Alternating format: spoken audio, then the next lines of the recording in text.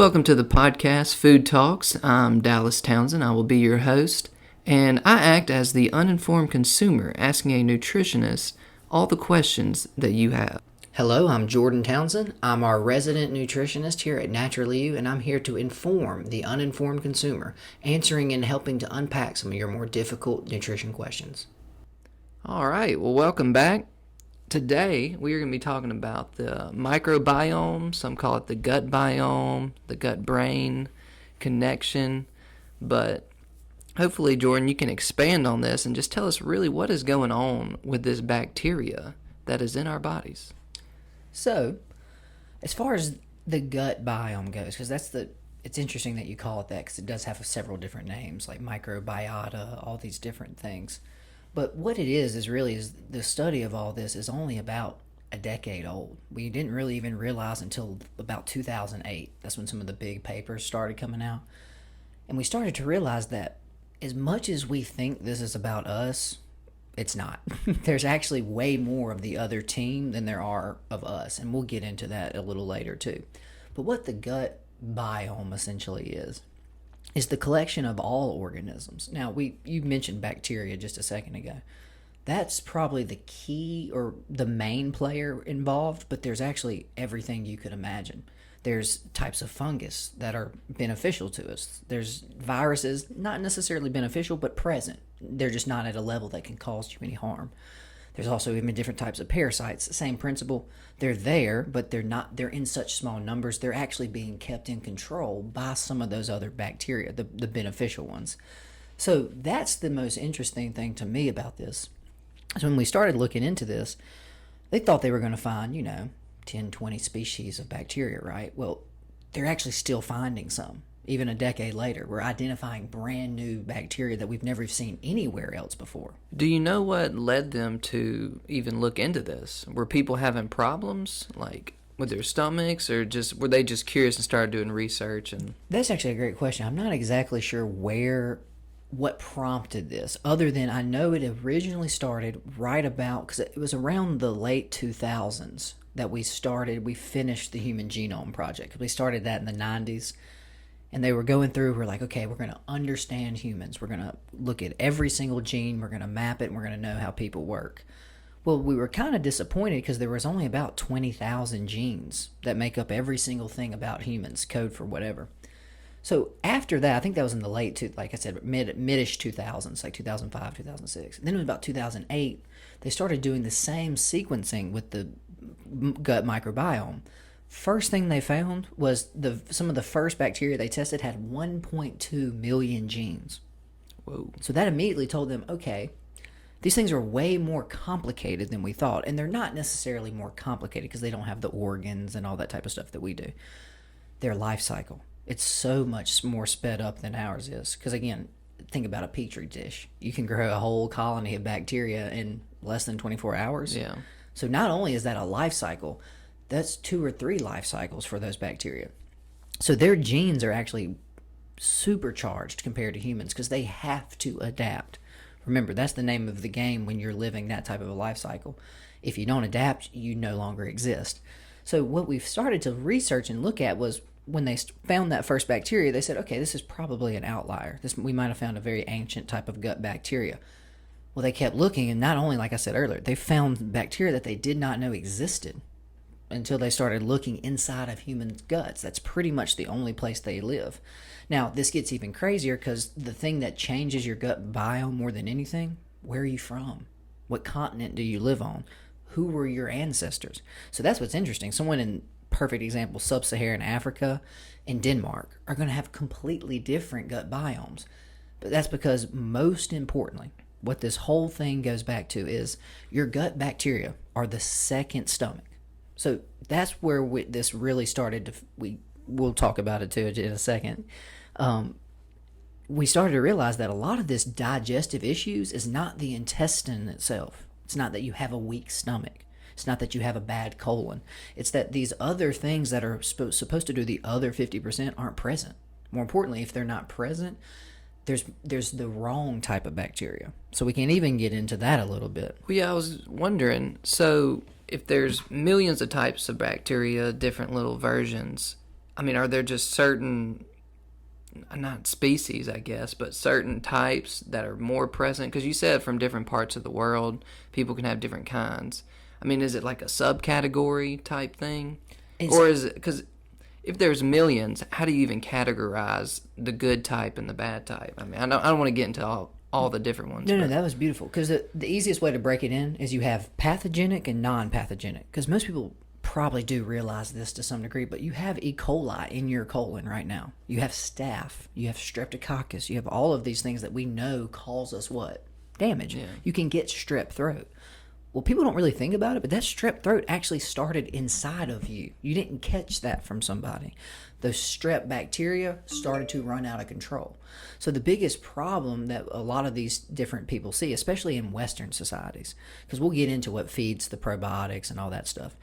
But the biggest problem too is most of our ratios are supposed to be about 70-30, 60-40, good guys and bad guys. The average person in America is flipped. It's usually about 60% pathogenic, 40% non-pathogenic. And that's the real difference here.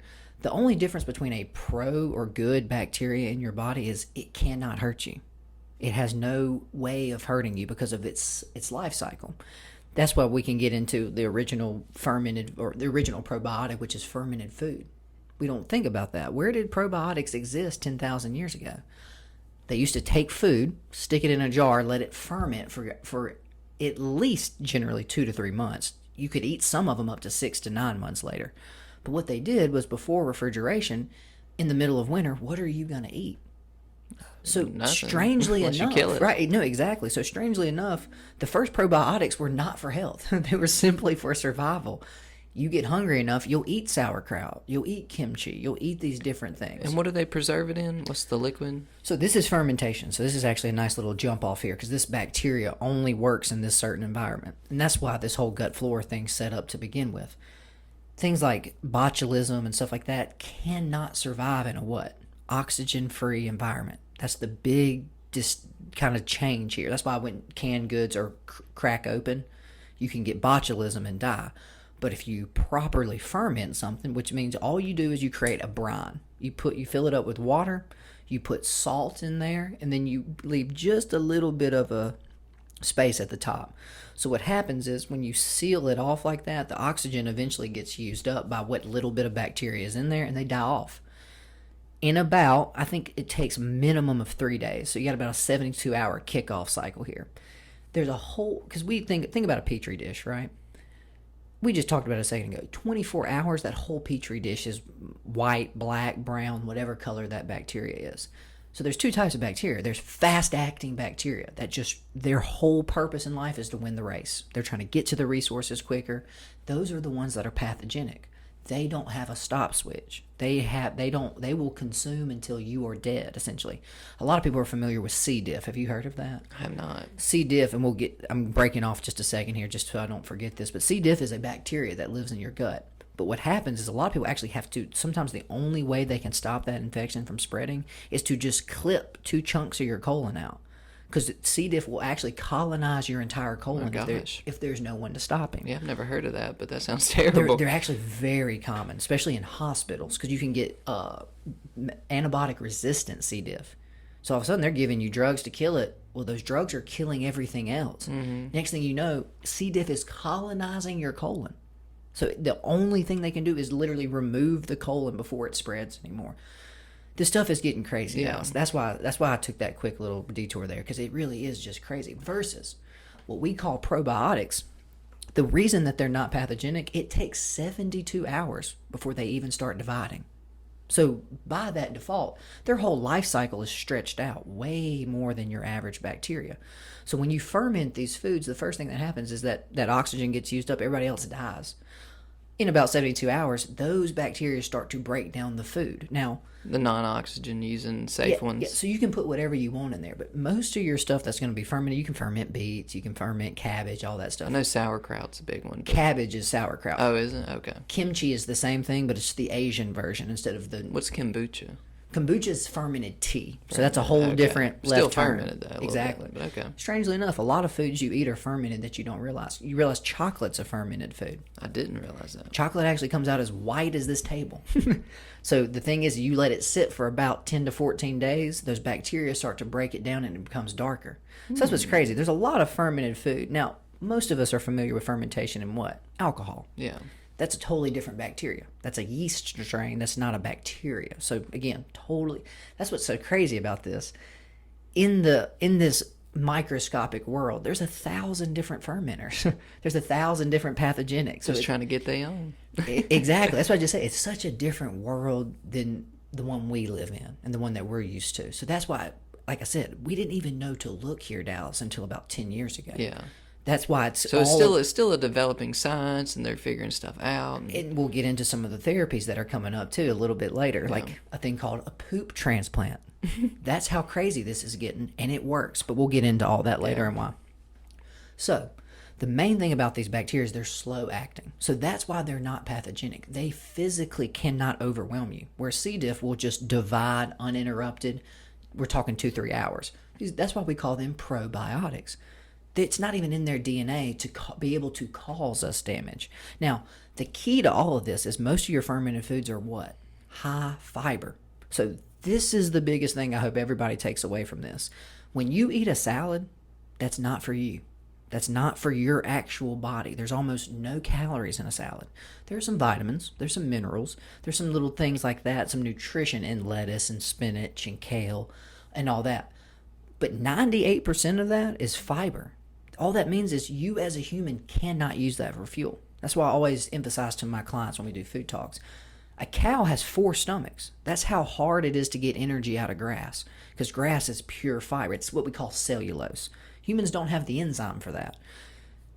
The thing is, the reason you like salad and the reason you need to eat it is that's what those bacteria use. So everybody and their mom takes a probiotic, right? You know what they don't do? They don't take a prebiotic, or more importantly, they don't eat the actual fuel source.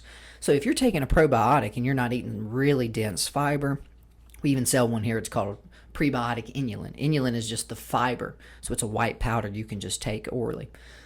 The other crazy part about all this, it's like buying a pet and not feeding it. Yeah, I was just thinking, I mean, if you get the right bacteria in there, but if you're not feeding them what they need to survive, just taking the exit door out. Exactly. No, more importantly, they just die off because there's no fuel source for them, because you're eating cheeseburgers, you're eating sugar. So recently, I mean, as an aside, I just started doing the keto diet, and, I think a lot of my gut flora are dying off because I've switched to just no carbs, just salad, a lot of vegetables and meats. I mean, way more fiber than I probably was getting on a daily basis. And what's really dying off is your pathogenic bacteria, because that's the other flip of this coin. Whereas the good guys eat fiber, i.e. they eat everything you can't. That's why this relationship started to begin with. These bacteria said, hey, these dummies are eating a bunch of stuff that they can't even break down. So why are we trying to exist outside of this environment where we have to fight against, who knows, thousands of more bacteria and whatever? We can just set up in this colon, and 60% of what these dummies eat, they can't even process. Because think about early humans. What was our first food source? Plants. Yeah. Only because they don't run away. Scavenging and... Yeah, so we would eat root vegetables. Probably we would eat some high fiber animals stuff too, though. I mean... No, animals for sure. But you think it was kind of around the same time? Our main food source. That's all I'm saying. What was our number one thing? Stuff that doesn't run away, that you can just sit there for hours and whether pick it was and gather. scavenging, and then Exactly. agriculture came along eventually. But yeah, I'm talking even before agriculture. Yeah, But yeah, that's where humans started. So that's why, weirdly enough, remember, the only enzyme that is in your saliva is for carbohydrates. That's why I always tell you, put a piece of steak in your mouth. It's just going to sit there. Put a piece of fat or something that's not going to melt in your mouth. It's just going to sit there. Put a chip in your mouth. All of a sudden it starts getting mushy. That's because you have amylase. Amylase that's why that's our number one enzyme. It's also why we're what? So good at burning carbs. That's what you're not doing right now on keto, is you're making your body use ketosis, not use glucogenesis. But the problem is, for thousands and thousands of years, humans got really good at breaking down what they could. More importantly, these bacteria set up in the back half of your colon that said, look, eat as many of these plants as you want. We'll now take care of them for you. So that's what the good probiotics are actually doing. This has sort of a synergistic effect, though, because what you were saying earlier, a lot of what's dying off is the other side. Remember, cookies, crackers, pretzels, cakes, sugar, Coca-Cola. You know what that feeds? Staph, strep, E. coli. That's what they eat. They eat simple carbs and sugars just like we do, the pathogenic bacteria. So that's the irony. A lot of people are supporting the wrong team just because they eat a bad diet. They don't eat, and then Dallas, they've never been told this. They don't know why their stomach acts so crazy. They don't know why they're having IBS. They don't know why they're having anxiety. They don't know why they don't feel good. Well, there's a lot more bad guys than good guys. Now, just to give you some quick numbers here, the rough estimate, the average human body has about 80 to 100 trillion cells. So, staggering, obviously. Of those, 8 trillion are you. Dallas, Townsend, Jordan Townsend, actual cells, liver, whatever. So, since we have all of these other players in the game, that's what a lot of people don't realize, is that you are not a majority stakeholder in this business. You are actually at 49%, meaning these things actually help these different bacteria, these different fungus, these yeast, they actually call a lot of the shots. A good example I like to give is when you're walking through Home Depot at 2:30 in the afternoon and you just get a craving for a Wendy's Frosty, that's not you. That's those bacteria that thrive on things like dairy, sugar, whatever it might be. They can actually influence your brain. So this is how crazy this is getting. And remember, people, this is only about a 10 to 15-year-old field here. We're still evolving and learning ourselves. They can actually send signals through the vagus nerve back to your brain that makes you crave sugar and carbs. So a lot of people who think this is just them, I hate to break it to you. It's not a get out of jail free card, but a lot of this is coming from sources who want to stay alive. So that's the funny thing here. And if you ever talk to someone who's gone vegan, someone who's gone vegetarian, someone who's done keto, the first thing they start to talk about after a month or two is, I don't really crave those sugary foods anymore. It's because they all left. They all died off. You stopped supporting them. So all of a sudden, now there's more good guys. Now, more importantly, there's more people who need fiber. So you're getting to like me where you just go, I'm craving a salad? What is that? And again, you are not the one craving a salad. They're talking. They say, hey, we're getting a little low on fiber here. We don't really want to die. So they will stimulate and influence you. So that's how crazy this is really getting. A lot of what you even think you like has nothing to do with you personally. It's the state of this microbiota. And more importantly, who is the majority leader? Because that's the other side of all this. Most of what it is digestion. That's what it helps you with. It breaks down. The thing about probiotics is you got to think about yourself again personally. If there's 60% of us and 40% of the bad, that means we're going to hold on to our territory as much as we can. So these are actually the second side of the immune system. A lot of your immune system is not white blood cells. It's not the actual things that your body creates. Those bacteria, they don't like strep just as much as you don't. They don't like E. coli just as much as you don't. So that's the irony as well, is they're the whole second half of your defense system.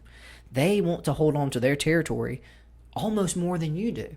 They want to fight off other bacteria, other viruses, parasites, all of those things just as much as you do. Now, we haven't even talked about things like Candida. That's a natural fungus, but that's also the same fungus that causes yeast infections. Candida is supposed to be there. The problem is when you get more Candida than you're supposed to, it'll go out of control. So that's how crazy a lot of this stuff is. But your good gut flora, keep that Candida in check. That's why antibiotics lead to yeast infections and things like thrush so often. You killed all the bouncers at the bar, and now you're surprised that the bar's going crazy? It's really that simple. And we just, again, it only was about a decade ago that we started realizing, it's not even our bodies that are doing most of this stuff. It's these foreign things that have called us home all of a sudden. So a bad diet will lead to a messed up gut biome to where the good guys aren't winning. You start to feel bad, you become obese, and you develop all these health problems. It's what it's looking like. So how do you how do you correct this problem besides eating food? I know you mentioned the fecal transplant. Are they having success with that? So let's start with the one everybody does. Everybody, like I said earlier, everybody and their mom these days seems to be taking a probiotic, right? And the first thing is those numbers. So I just want to break this down real quick. Your average probiotic, even some of the ones we sell, are way too low. Because remember, when you're dealing with hundreds of trillions, remember that's 1,000 billions, but then you got to get 100 of those to get a trillion. The biggest thing that's going on is most of these, you'll see them, they advertise 10 billion live bacteria. Sounds like a lot. 20 billion. 30, But in the context, 30 billion. Okay, you're pouring a bottle of water in the ocean and trying to make it fresh water. Well, do they recommend you eat a certain type of way, though? They probably can't. They don't. But I'm telling you, you have to. You got to support the bacteria. So the first thing is I wouldn't even take most of those. If it's not cold stored and it's not over 100 billion per capsule, there's only one brand I found, and if you want to know it, you got to come talk to Jordan. No free plugs here. There's only one brand I found, and it's 112 billion per capsule. So I did the rough math on that. 60 capsules at 112 billion, you're going to get to about, I think it was about 6 trillion. So if you took 2 full bottles of that, you're going to have 12 trillion new life forms in that gut. So you're still less than 10% of the way there. It's a lot, but still pretty. So you see how those ones that are, some of them too are like 2 to 3 pills is 10 billion. So you're literally wasting your money. Yeah. Because you got to think about what first? Who's already down there, Dallas? So think about these bacteria that are already living down there. You're taking these little probiotics. They go, who are the new guys? There's like 8 of them. It's like they jump on them, kill them, kick them out. It's like World War I. You're sending more to the trenches, and like, who are these guys? So we even have a more advanced technique here that we like to do. So there's actually a gut flora reseeding program too. So the first thing you got to do, it's called weeding, seeding, and feeding. So first thing you got to do is kill. You have got to kill off and beat back the bad guys. I.e., you got to, if you want to build on Miami's beachfront property, you're gonna have to blow some stuff up because there's no space to build. There's already houses there. That's what's going on in your gut. So the first thing you got to do is weed. We use things like oil of oregano, golden seal, garlic, any of these types of really, really strong things. Those will actually kill some of that pathogenic bacteria. Once you create some space, now you got to seed. That's when we get you on high potency probiotics, get you on, actually, more importantly, like you were saying earlier, I want you eating fermented foods. Things like unpasteurized sauerkraut. Because remember, the most ironic thing is everyone thinks, what's the best probiotic that you've heard of? Or that food that you eat? Biotic wise, I haven't heard any. It's yogurt. Yogurt? I can guarantee you, every person on this podcast listening right now over the age of 40 goes, it's yogurt, right? It's Yoplait. That's what I get sold all the time. Activia. Yeah. The biggest problem with those is they ferment that food, Dallas, and they do what? They pasteurize it. They kill all the bacteria that's set up in there. Then they do what? Oh, now I've destroyed everything we did all that work for, letting this ferment and change. They add back a commercial culture. Now, the problem, you're getting like 100 million. So you're getting less than 0.1%. Just not enough. Of what's going to do anything. Again, they're the new kids on the block. They get beat up. They get kicked out of town. They go, what are you doing here? More importantly, that yogurt, the actual lactose in that, guess who that feeds? The other team. Yeah. You're being lied to. You're being sold an idea of what you should be doing. But what you would want to really do is the average, this is just a rough estimate too, 1 bite of fermented food that hasn't been pasteurized is equivalent to about 30 days of taking a probiotic. So welcome to what you're really supposed to be doing. Remember, it's a lot. These guys showed up every winter on accident because when it was a tough winter in Germany and you haven't eaten in 4 months, hey, let's dig up that salty lettuce jar we buried and let's see, I'll eat it. It didn't kill you. We didn't get sick. They didn't even realize what they were doing. I guess taste was irrelevant. How hungry are you? Yeah. That's something you'll hear me say a lot on this podcast and just in my normal visits too, is the way we eat today is so far away from any culture ever before. It used to be purely survival. Yeah, I just can't imagine that this isn't affecting everyone in America. Oh, us 100%. And people, I say they take it for granted, but most people probably never even considered this. Like, remember, consider it's a little what's bit going new, on in their stomach. But it's new in their defense. I mean, it's new. I've heard of it. I think I saw it on like Vox or Vice. They talked about it, but then again, it's just people need to know about And this. it's kind of like you have to take this into consideration. It's kind of like hydration. People know they need to drink water, so they drink like a bottle a day, and then they drink tea, and they drink a Diet Coke, and they drink everything else. And they thought, oh well, I had that bottle of water. Same thing going on here. They go, well, I've heard about Biome, and I eat my yogurt. Jordan, I eat Greek yogurt every morning. You see how that helps your brain feel like you're doing something right. You're not doing anything. So that's the real key here more than anything is once you seed, you got to feed. If you buy a cat and you don't feed it for 3 months and it dies, would you be surprised? I would not. We're somehow surprised that probiotic didn't help us that much. So that's when the high fiber stuff comes in. That's when we actually want to get you on something like prebiotic inulin, gastrofiber, and not just in your diet. I want you taking a source of fiber every day. So I know that those bacteria, the good guys, have fuel now. So my guess would be if you didn't want to do that, if you didn't want to eat this fermented sauerkraut or fermented whatever to get the bacteria you need, is that why people are going to the fecal transplant? So taking the old level 3, taking the old shortcut, the medical route. We don't want you to have to do this whole long, arduous. You change your diet, unpasteurized. That's dangerous, Dallas. Remember, people have been burying stuff in the dirt for thousands of years and eating it. So unpasteurized food is not dangerous. It can cause problems when you introduce it to a modern food system because we don't have sanitary conditions when we're milking those cows, when we're growing these things. So that's where these different issues come. Also, the real reason we have pasteurization, transportation. Because they're making it in California and they're shipping it to the East Coast. You kind of need that now when you're going over 100 miles away versus used to the local dairy brought you your milk. You own the local dairy. Yeah, it was your cow. Exactly. Better point, right? Do y'all want milk? Go outside. Yeah. So again, us changing the system is what's led to a lot of the stuff we have to do now. The last one, what we're actually starting to do now, people with severe IBS, Crohn's disease, all these gastro diseases, they've started to find is what they do is they actually do testing. So they actually test, I think it's about 20 people generally before they do a fecal transplant. They ask about your diet. They actually even do a small sample of your gut flora to test it. And what they found is people with more diversity, more different things in there, way better immune systems. They're usually skinnier. They're usually less prone to things like anxiety. They have better skin, all of this. Because remember, Dallas, they're on our side. We are the host. They don't want us to die. They don't want us to go away.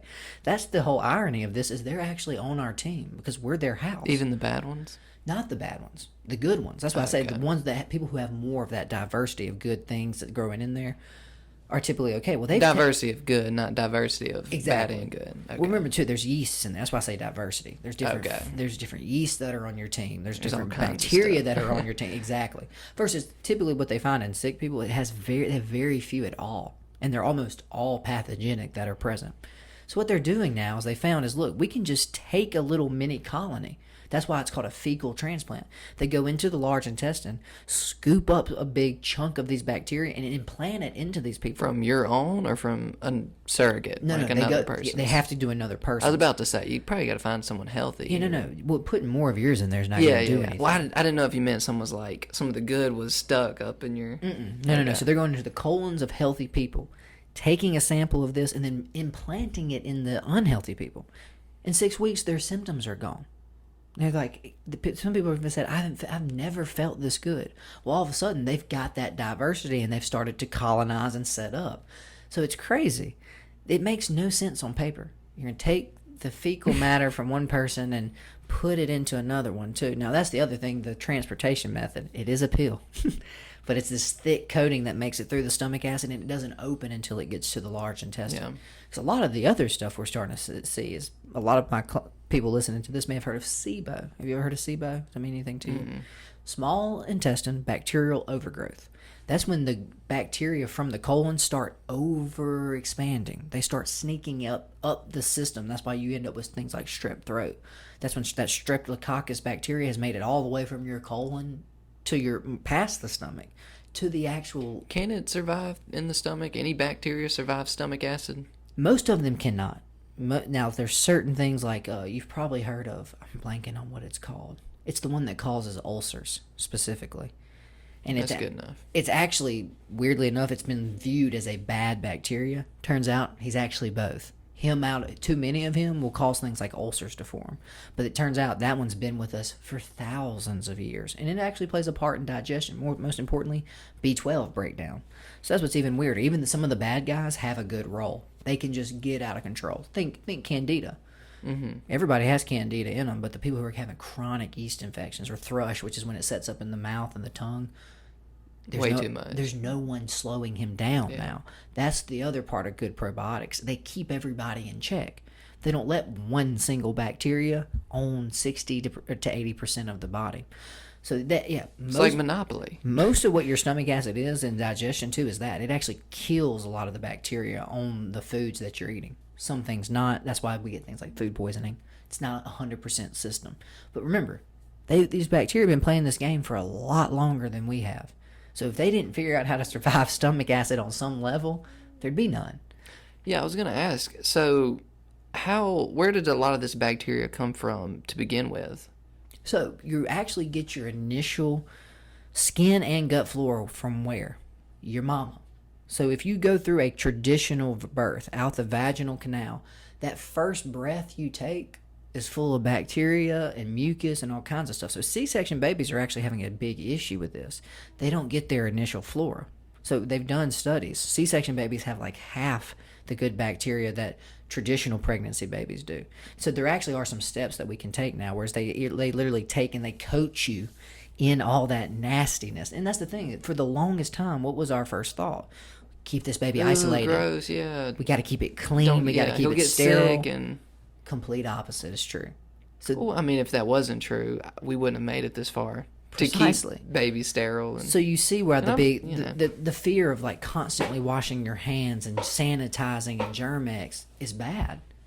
Keeping your kid inside and not letting him go get in the dirt and introduced to some of these foreign things is bad. Because now when you're 28 and you do finally go outside, your body's never seen these things. So that's what's even crazier about this. Humans. The only people, or more important, the only animal that can outthink itself. We're the only ones who want to do things different than we've been doing it forever. Oh, we have a better way. We can keep this perfectly sanitary. Well, where on Earth is perfectly sanitary? Space. Yeah, literally nowhere. But that's not on Earth. So. Precisely. When we even know now, bacteria can live in zero gravity, oxygen-free, high radiation environments. And that's what's even wilder. We've gone to some meteorites and found bacteria.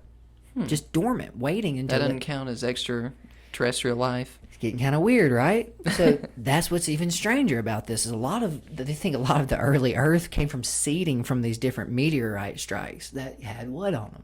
Bacteria from completely different galaxies. We're getting way off the rails here. Yeah. So that's the thing. You get your initial gut and skin flora when you come out of your mom. So that's what the scariest thing is because we're having the number of C-sections is going up astronomically. Just a little easier to cut it out, I guess. You can time it, Dallas. You can plan it. Yeah. Your baby will be here at 9 p.m. Wednesday, March 2nd. Okay. Well, much better than 13 hours and you're still pushing. Yeah. Complications begin to arise. Yeah. There's other things. So that's what's even scarier is a lot of people are missing out on that now. Me and you both. We're both C-section babies. There actually are some things where they, like I said, they take and they we coat do the have baby. Stomach issues. Both have celiac. So, Interesting, right? So again, all of these things are connected. It's not just random events and you got bad genes. It's the combination of everything that happened up until that point as well. So that's what's even scarier about where we're going is we got to start taking some measures where they literally, like I said, they take the baby and they coat it and just leave it in this nasty, sticky stuff for about 48 hours before you finally bathe it. Because that's what humans did. Remember, you got to go back 10,000 years.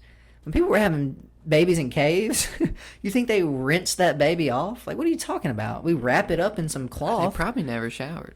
What are you talking about? Yeah, you can take it down to the stream. Like where we drink? Right, exactly.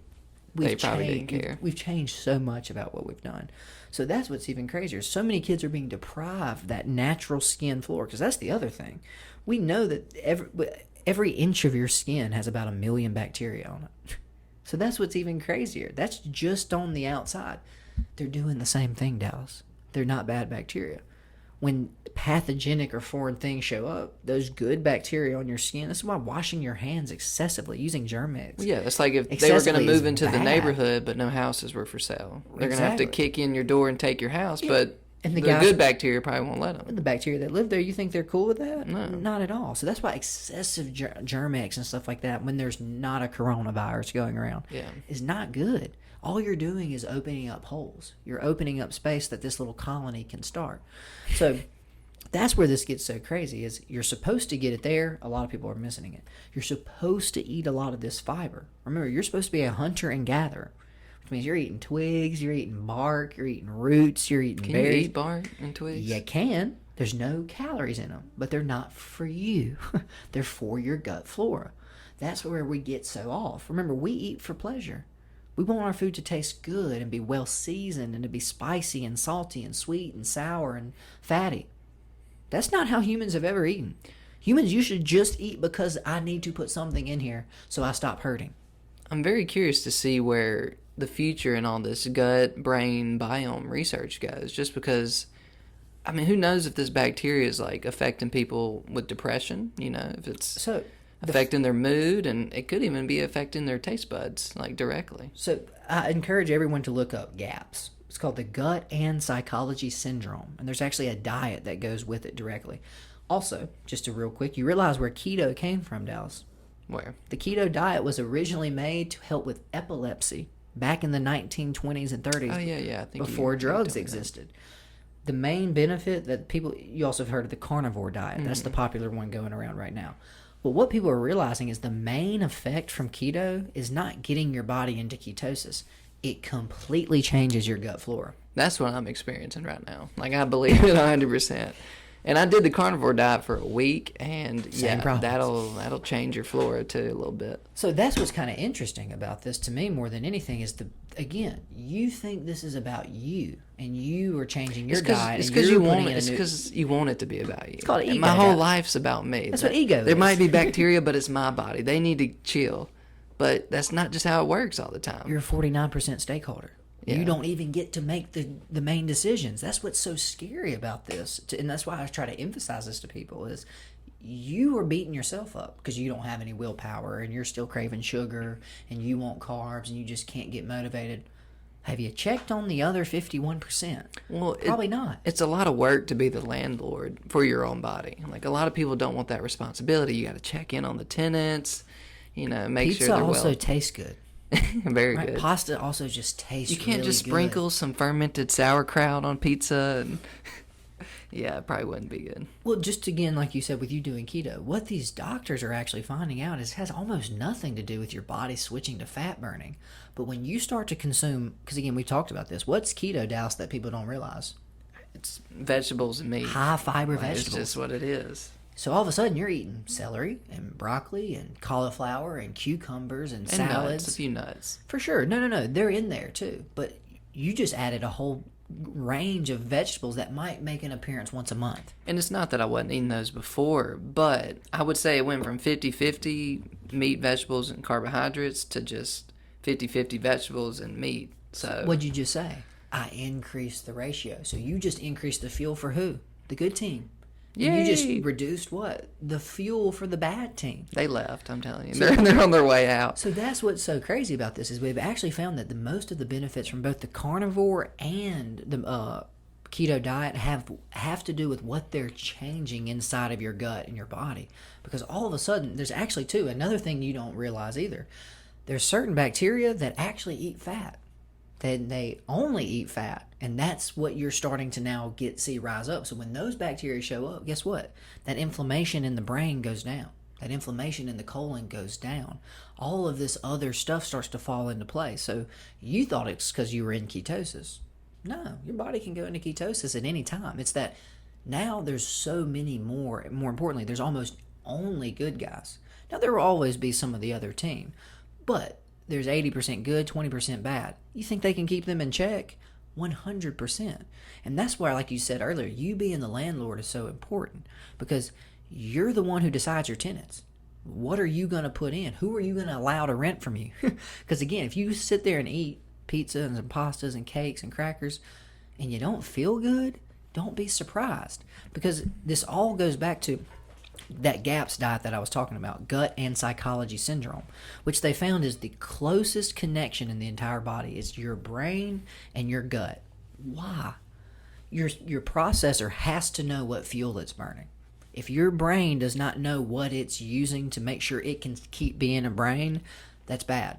So you have two major nerves in the body. Everybody knows about the spinal cord. That's what lets us move our appendages, our hands, our feet, our toes. The other major one, the vagus nerve. The vagus nerve connects the brain to what? The gut? The organs. The organs? Goes directly to your heart, goes directly to your colon, goes directly to your pancreas, your liver, your kidneys, everything else. So that's the other side. We all know about the spinal cord, but we almost never talk about the vagus nerve. I've maybe heard it once before this conversation. Remember how new this science is, Dallas. We're just now learning this, and that's what I was talking about earlier. Those bad bacteria stimulate and release chemicals that get into your bloodstream, travel up your vagus nerve as well, and tell your brain, go eat carbs, go eat sugar. And you feel compelled, I just need to, Jordan, my blood sugar is just getting low, I'm getting shaky. No, you're being told what to do by the 51% stakeholders. So that's what's even weirder about this. They get to actually make decisions. So that's why, again, I try to just emphasize this to people, is this is so much more complicated than anyone's ever explained to us. And even now today, we're still slowly starting to learn, whoa, these invisible things that are living inside of us are calling way more shots, directly tied to anxiety. A lot of times the reason your brain these people who have generalized anxiety disorder, which is they just feel anxious. There's no real logical reason, they just feel anxious. What are you eating? Because if your brain is unsettled, nervous, doesn't like the fuel source it's getting, it's being sent these signals of panic, of we don't have enough good stuff. You call that general anxiety. Your brain says, hey, I shouldn't be happy right now. Depression, anxiety, I shouldn't be comfortable right now. I'm putting in garbage. But to the conscious self, you don't understand why you feel depressed. You don't understand why you feel anxious, because you didn't know that connection even existed. I mean, because your gut's not telling your brain to tell your conscious self, hey, my gut bacteria are hungry.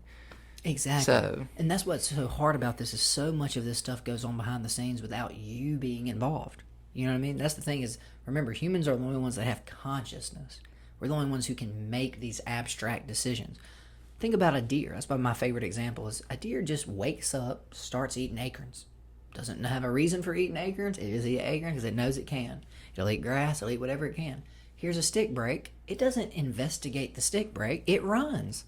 Because running is just the easy, simple response. This is a far out there thought, but how much of animal instincts is affected by gut bacteria? Because they have it too. I'm so glad you brought this up, because it's actually, you forget animals. It's present in you. You ever heard about a gut feeling?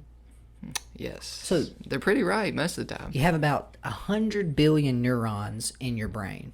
You have about 20 million in your gut. So there's only two places in the whole body that neurons exist. That's a very special type of cell. It's a brain cell. So you actually have neurons present in your gut. So that's why a lot of times is, remember, when something just doesn't feel right, you get a bad vibe from it, that is the lower intelligence. That's your instincts talking to you. But remember, that amount of neurons, by the way, is about the intelligence of a dog. That's about how many a dog's brain has. So that's why, again, remember, we're the only animals that can outthink ourselves.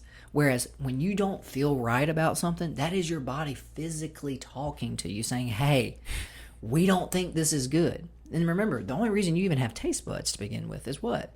Make sure you don't put something bad in this mouth. Yeah. So much of this stuff was simply to make sure we don't die. All of a sudden, we just do whatever we want to. Are we in any danger of dying right now? No lion's going to run in here and eat us. We're not gonna get it raided by another tribe.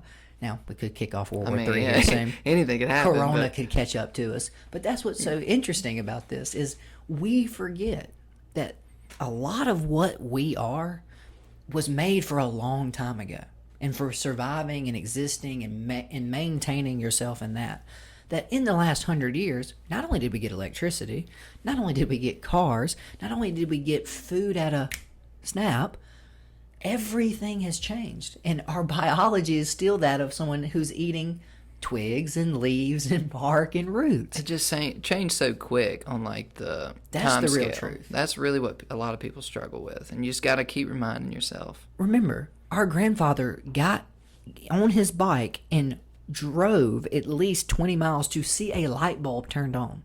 So we're 3 generations into this. Let's just go back to the Romans. That's 300 generations.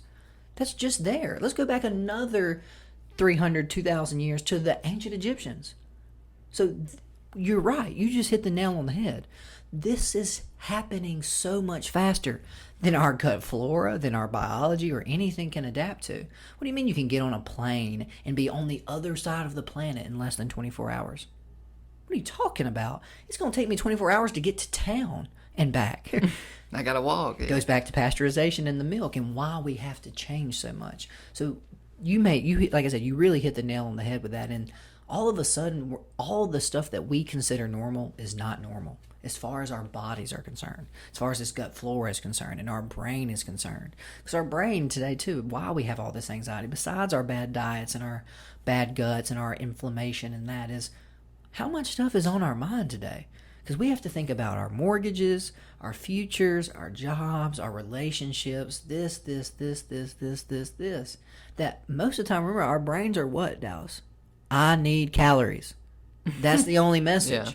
You are an animal. You're like the deer. The deer just goes and eats every Maybe day. this whole conscious thing wasn't a good idea. Is there any way we could go back? We'd probably be way more effective. Yeah. Sadly, that's the It'd scariest probably part be about happier if all you had to do was just, find something to eat. They've done research on this, right? The average person in the Philippines making less than $1,000 a year has a higher happiness score than the average American.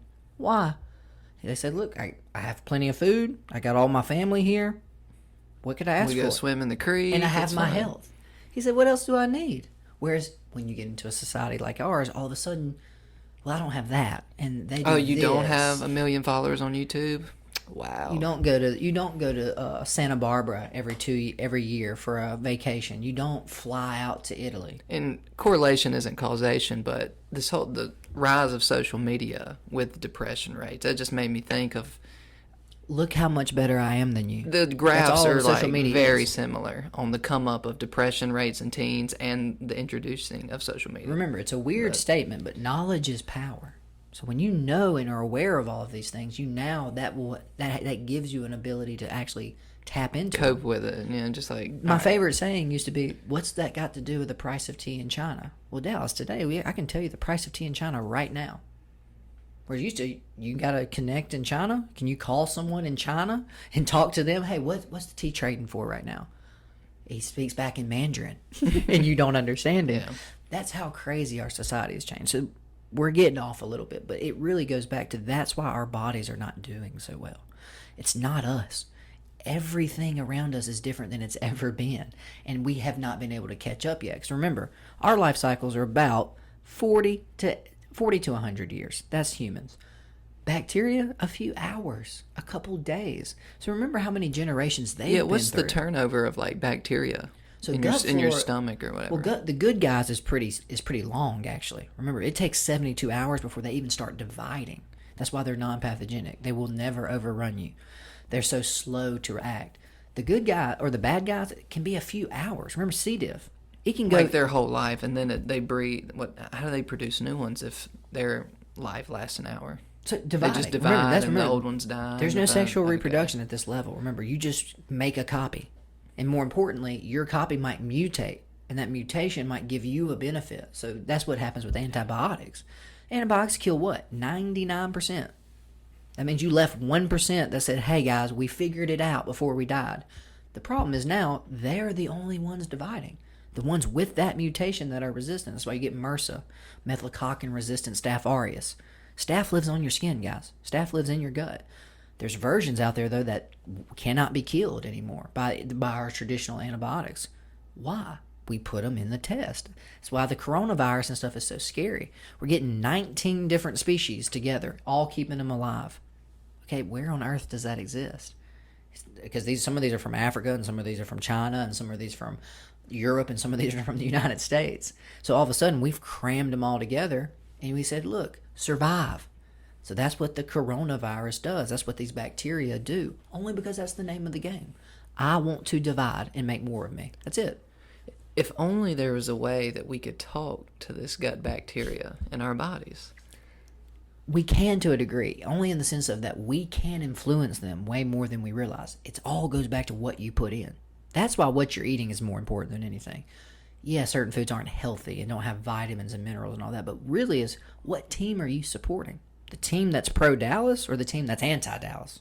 Because like I said with C. diff can go from 10% of your colon to 50% of your colon in days. So you're talking about dividing. So that's what's so scary is they've literally had to just take people's entire colons out before because they've literally gone septic, essentially. Out of control bacteria. I think it would be easier to talk someone into murder than talking them into actually eating appropriately.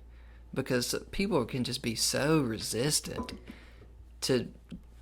There's so much going on with your body that has to do with food. And a lot of people just don't want to hear about it. You know why? Dopamine. It feels good. It's that simple. Your brain is such a simple little meat computer. If you really break it down, when you do something that it believes will help you last longer, it dumps a bunch of feel-good chemicals. When you do something you think it thinks will make you last shorter, it gives you a lot of negative signals. Easiest example of that's pain. You touch something hot, you don't even have to tell yourself to pull your hand away. Ow, I'm probably not going to do that anymore. This is all this system is. We're the bacteria, Dallas, but scaled up 1,000 times. We just want to make more. But the only way you can make more, food. So you see how these things, now that we have food corporations, this gets kind of scary. They have a lot more influence in our lives than we even want to give them credit for. We just think, I'm just eating cereal for breakfast. Okay, hold on. What culture in the entire existence of humans has eaten cereal for breakfast? Never. I guess, yeah, but that started in America, right? Oh, but no, Kellogg said, this is the most important meal of the day. So they can sell more cereal. Not because they can help your gut biome and make sure you have all the vitamins you need. They can sell more cereal. So that's why I say it's really gets scary. And that's what I hope. But you can't even help people, though. Because if you made some kind of breakfast cereal that did help the biome, sauerkraut and it's not going to taste good. Flakes. Yeah, it would be terrible. So that's what you got to realize, guys. We don't classify it as, we don't consider it, but your food today is the drug you don't want to stop using. Because again, we talked about this. Just stop eating sugar tomorrow.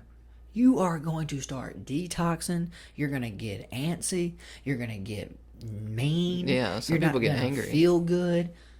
You're detoxing, by the way. That's the same thing that happens when people stop using heroin. It's the same thing that happens when people stop using alcohol.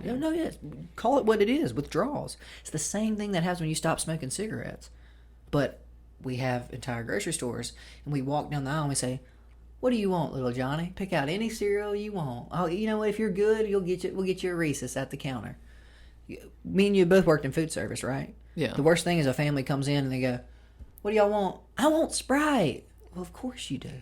You're a drug addict and you don't even realize it yet. So, to kind of wrap it up, real quick, let's talk about the kids growing up and their gut biome. How does that progress into older age? So to me, because a lot of them do eat very, very poorly. And that's what I was going to say is, to me, that's where more of this anxiety is coming from than anything. Some of these kids have never even looked at a vegetable. We have friends, no names need to be mentioned, that do not eat vegetables, ever. Yeah. Now, if you're doing full keto, and you're doing stuff like that, that's a little different than just not ever eating vegetables, because they are eating what, Dallas? Grains. They're eating rice, they're eating corn, they're eating wheat. So on some level, there's nothing for the good guys to even use. That's where this is getting scarier. That's why we're seeing a lot of these adult diseases showing up in kids. We're getting IBS for 7-year-olds. We're getting non-alcoholic fatty liver in 12-year-olds. We're getting type 2, which used to be called adult onset diabetes, in 17-year-olds. First question, how bad is your diet? How have you even been able to do this damage this soon? So more importantly, too, what's going on with a lot of these kids now? They're getting 3 or 4 rounds of antibiotics before they're 1. Me personally, I was on the strongest antibiotic you can be on before I was 1 year old. Mom took me back to the doctor and he said, "We cannot legally give him another antibiotic. It could damage his hearing permanently. It could actually cause him to have severe side effects." What? So that's how crazy this is getting, because every time you take an antibiotic, you nuke the gut flora. Because remember, antibiotics kill indiscriminately. They kill good guys and bad guys. Remember, the good guys have a 72-hour life cycle. The bad guys have 3 hours. So they're already back running the show. So that's what's so crazy. That's the real future. Is we're about to enter in, you've probably even heard about this, we're about to enter a post-antibiotic world, which means, that means you can't do simple surgeries anymore, Dallas. I can't just take your gallbladder out anymore. You may die of an infection when I cut you open because I cannot give you an antibiotic for it. That's how serious this is really Just because getting. these people's bodies are becoming We're resistant? It's the combination of overprescribing of antibiotics by doctors, because you have the flu. We talked about this last week. You have the coronavirus. Antibiotics not going to do anything except for kill the good guys on your team. It doesn't do anything to viruses. More importantly, it doesn't do anything to funguses. Weirdly enough, penicillin, it's like Penicillium or whatever it is, that's a fungus. So remember, who are the first people to fight back against bacteria? Fungus and viruses and parasites. So fungus were actually the original ones who figured out how to kill bacteria. That's what all our antibiotics are today. We take fungus and we hyper trick it out, steroid it up, and make it fight for us. So that's what's even weirder. The problem, it doesn't kill any of that candida in your gut. It doesn't kill any of those other viruses or parasites in your gut. More importantly, there's versions now that it can't kill at all. Most people don't use penicillin anymore. Why? It doesn't work. Most bacteria are resistant to penicillin now. So more importantly than that, the number one cause of this is giving antibiotics to farm animals. Most importantly, giving them to non-sick farm animals.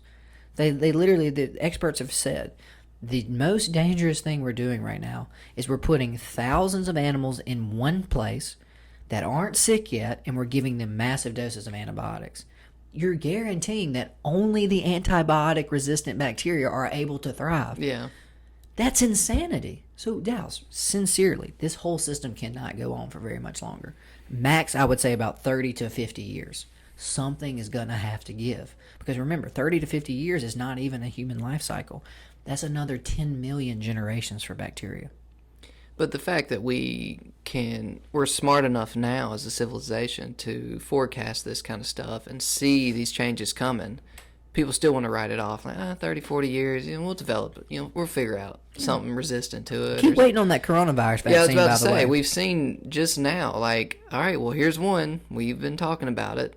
It changed. We don't have a vaccine. Still have we nothing for the common cold, Dallas. Yeah. What are you talking about? Forget coronavirus. We still can't fix the cold. We can't even get the flu right. But those are viruses. I mean, we're talking about the antibiotic bacteria. That the bacteria could evolve too and They already have. change That's what I said. Remember, to be. methylcoccin used to. But it could become a problem to where it spreads. Well, does the bacteria really spread I like hate that? to though? break this to you, but the number one killer in hospitals is hospital-acquired infections, which means you check into the hospital because you stepped on a nail.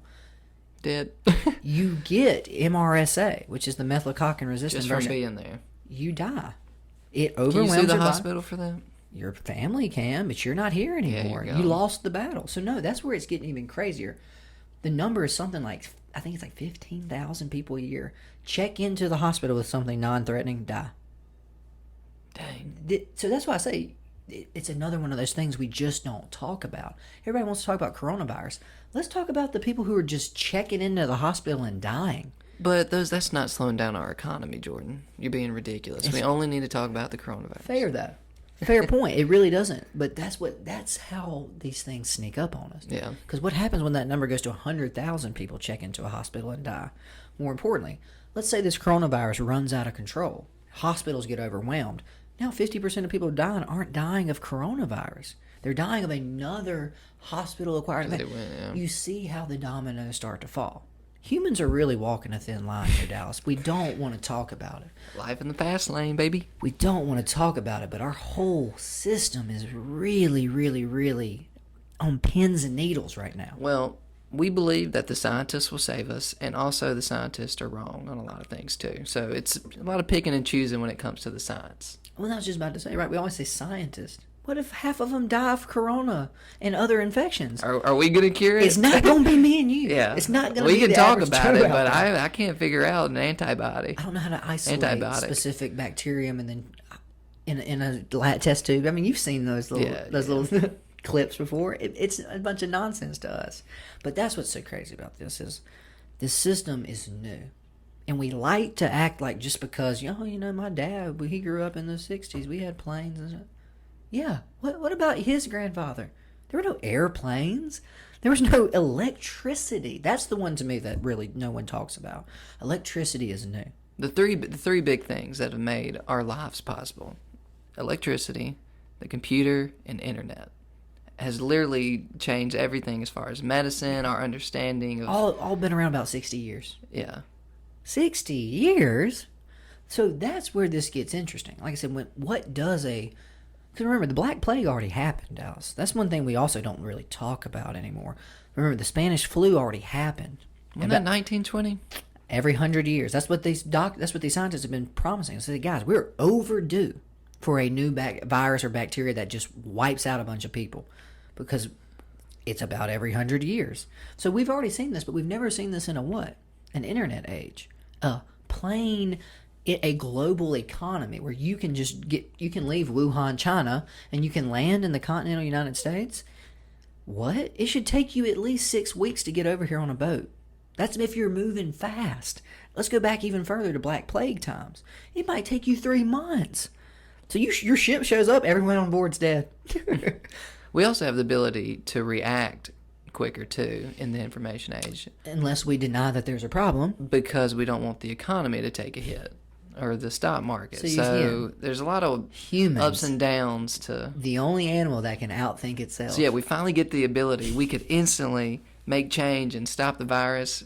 It might not be that big a deal. No problem. Trump did say it was gonna kind of wear down about 2 weeks ago.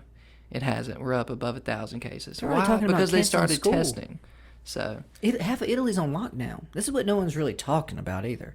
A lot has even changed in the last week. The thing is, Italy, they're taking a big hit just because they have a very old, they have a large retirement age. That, yeah. So what's their median age? That's why 45? they're getting their median age of people. I don't know, but I know they have. I read that they have like an older 80 up segment. They have a large retirement base. Walker who told me that. Yeah, the median age for Americans is like 34. Median age for Italy is 45. Yeah. So they're getting a lot more deaths because a lot more older people. So, and this coronavirus by far kills 80 and up, way more. Yeah, really. And, I mean, that's terrible, but that's not in the world terrible, but it still is something we have to stop. We don't want this just it impacts our economy. Yeah. It impacts our lives. It changes the way that countries can interact. That's what we haven't really talked about. Is imagine if the Black Plague happened in an internet age, whereas entire cities are just dying. What do you mean? So again, what does that do to the economy when Italy, no one can trade with Italy? Because remember, no country is self-sustaining. The Americans, the continental United States cannot grow all the food for us. It's all through imports. Well, Dallas, if you stop importing food, if you start cutting off travel, what does that actually do? This is what people don't think about. This whole system is new. We don't really know the long-term effects. Because remember, about 1920, that was when the Spanish flu and all that stuff ended. By the way, the Spanish flu was a name given to it to try to make it not sound like it was from America, even though it was. That was, again, propaganda by your government to protect you. It was just an influenza strain that ripped through. Killed something like 100 million people? 100 million, yeah. Guys, this is before the population was 6 billion. That's a third of America. Yeah, this was before the world population at that time was only about, I think, 1 to 2 billion. So that's 10% of people on the planet died. That's insane. That's what I just want to emphasize is so much is changing so fast that we've got to try to figure out what to really do. And that's why, like I said, just your gut biome. That's an ancient thing that all of a sudden is ending up on a completely different diet than it ever even anticipated. You're not supposed to be able to eat this much sugar. You're not supposed to not eat this much fiber. These gut floras have never even seen this either. So they're changing. They're adapting. They're evolving. Not to our benefit. That's why we're starting to see all these diseases and things like that creep into our lower population. So if you're going to leave us with one thought, one comment to summarize this. Eat your salad. Eat your salad. Get fiber your fiber. Is your friend. Promote the healthy bacteria. And it's not for you. That's such a hard concept for people to get. Because again, the ego. It's me. This is my Yeah. body. I'm in charge. If you're gonna eat salad, don't do it to lose weight. Yeah, do no, it no, to no. help the good team. You're feeding the good guys. More importantly, just try to cut down some of your processed carbs. Because again, which side do you want to support? The one that has your best interest, your immune health, your digestion in mind, or the one that wants to kill you? It's that simple. That's what's hard to I break have to down to think people. about that one. But literally, staph will kill you if you let it. Strep will kill you if you let it. E. coli, they don't care. The other guys need you. So that's where this is even stranger, is y'all, we're on the same team. The problem is we only eat cheeseburgers and Wendy's french fries. This podcast was brought to you by Flamin' Hot Cheetos. No, I'm just kidding. All right, well, that has been very informative, because I knew a little bit about the gut biome, the gut brain, because I watched that Vice thing, but it's been a really informative talk, and I don't know, I just wish that we could convince everybody out there to take this stuff serious. Like, this matters. Your diet matters. And that's Stop a great- just eating to eat. And that's a great point. This isn't conjecture. This isn't opinion.